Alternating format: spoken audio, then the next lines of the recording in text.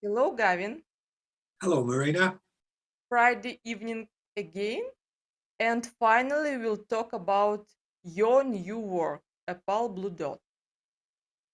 I see great importance in the creation of our YouTube channel because your works deserve special careful reading. When I saw your work for a first time, it was on your Instagram about 9 months ago. If you remember, I bombarded you with numerous questions. What does it mean? Why is she dressed like that? Why did you depict like that? And so on. So we started to chat, thanks to God. And I want to say, looking at your work reminds me of reading your own book. There are many narratives and inscripted meanings.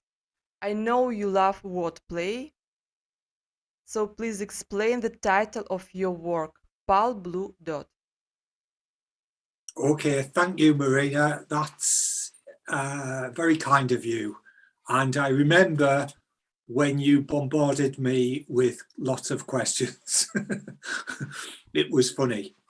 My painting, Pale Blue Dot,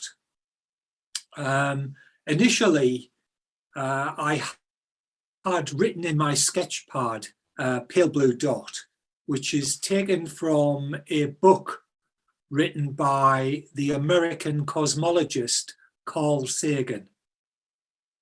The pale blue dot, the title, comes from an image of the Earth taken from the Voyager 1 spacecraft.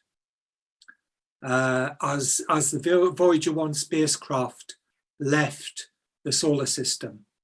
Now it's the furthest distance a photograph of the Earth has been taken from, and it was basically 1 pixel, and it depicted the Earth as very vulnerable, as just a pale blue dot in a sea of black.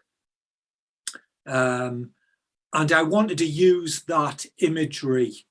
I wanted to use that title in something.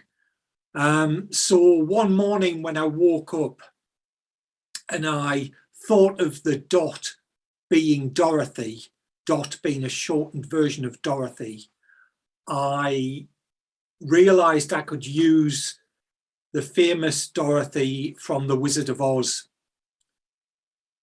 And Dorothy is a very famous character. I think you read The Wizard of Oz as a book, did you not? Yes, only book. Only book. But since you have watched the film. I watched it thanks to you, but it was for a first time, literally. What did you think? I like it. I think it's very interesting how they create so interesting artificially landscapes. Yeah, yeah. It's quite reminiscent of your paintings in many Yes, ways.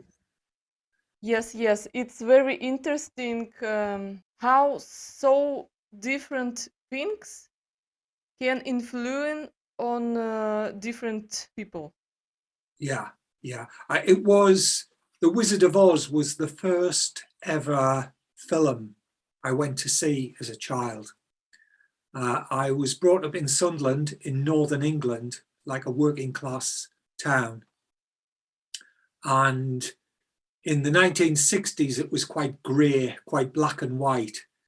And then as a child, I think I was 4 or 5 years old, my sister took me to see The Wizard of Oz. And it absolutely blew my mind, all the colour and imagery. I didn't quite understand the story other than it being a tale of triumph of good over evil. But it had a strong impact on me, just the colour and the brightness and the music, and the scale, because it was the first time I'd seen something on the big screen in a huge cinema hall. So it had a massive impact on my on me as a child. You said about your two references, Carl Sagan and film Wizard of Oz. I want to know, why did you join these two references in your work?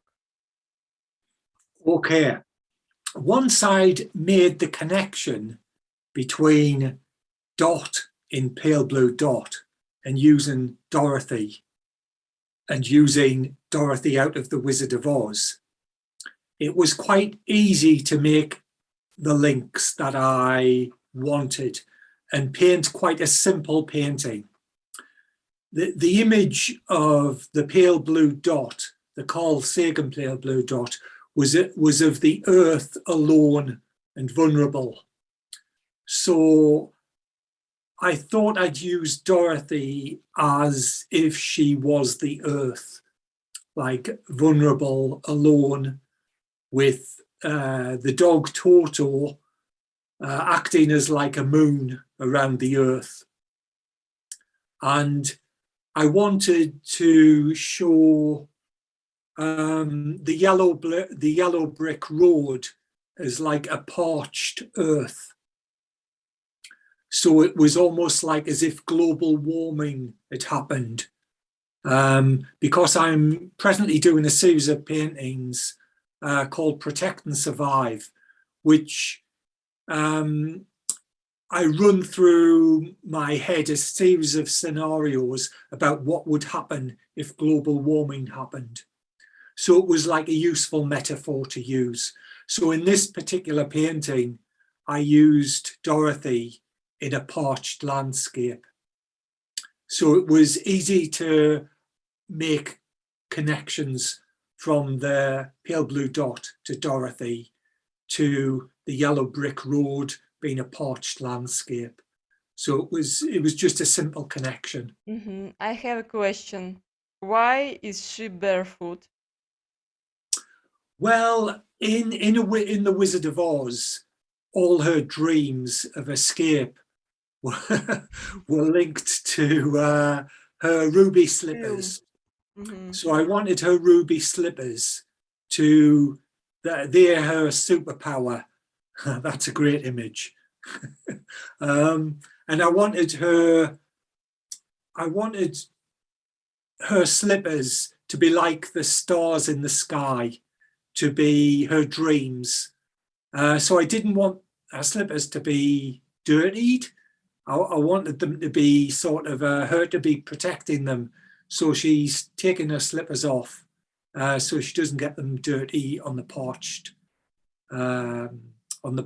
yellow brick crumbling road. Okay, thank you. I thought it should be about your superpower doesn't work, but your version is more positive. Yeah. I wanted it. I wanted to be a positive painting, but it is a word play.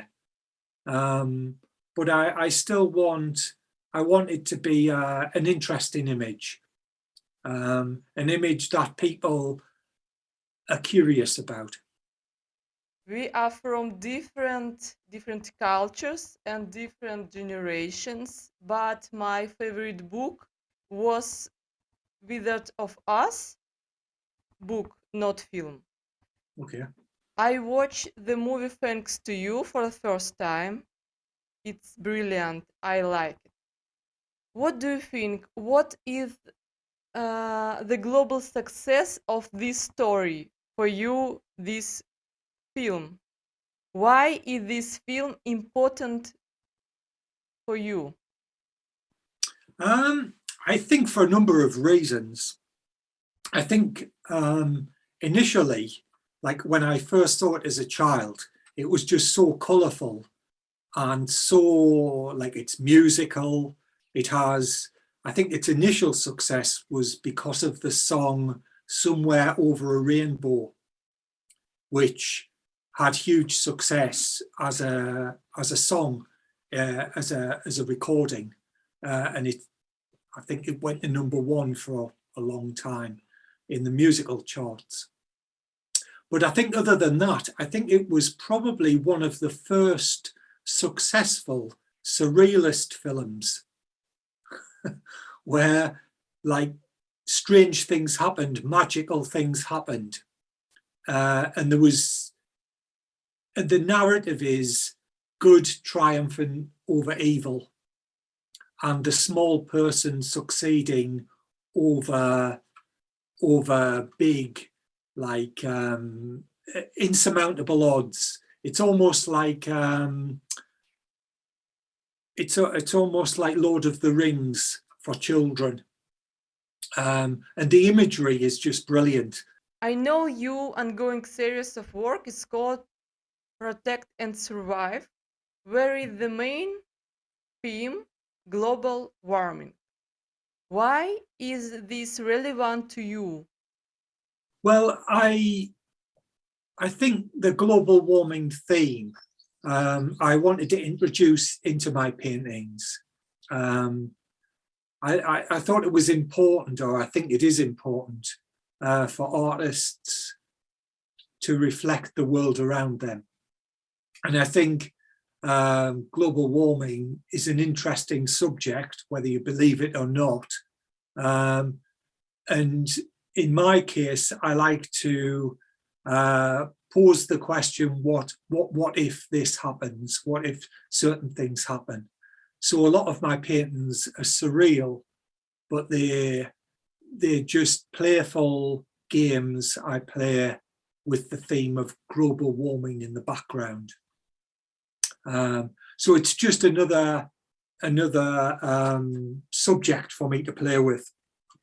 And in the series Protect and Survive, I'm just having good fun, like playing with ideas, really. That's all. And I think that's all I do, really. I play with ideas. I fell in love with your people at first. I mean, your heroes of your work. Mhm. They look like special nation. But now I understand I like your landscapes more than your portrait. Thanks. And I look forward to discuss about your new work. I know you will be finish your new work soon. Yes, this is the work that you named for me. Bye-bye. Okay. Bye-bye. See you, Marina. You should sit closer in the center of screen. Center of screen. No. Center of our screen. I will show you. Oh, Look, over to the left. look. Yes, Oh. yes. And I will do the same. Oh. My glass is dirty or not? No. No? Normal? Yeah, it looks yeah. Yeah. Okay. It's dirty.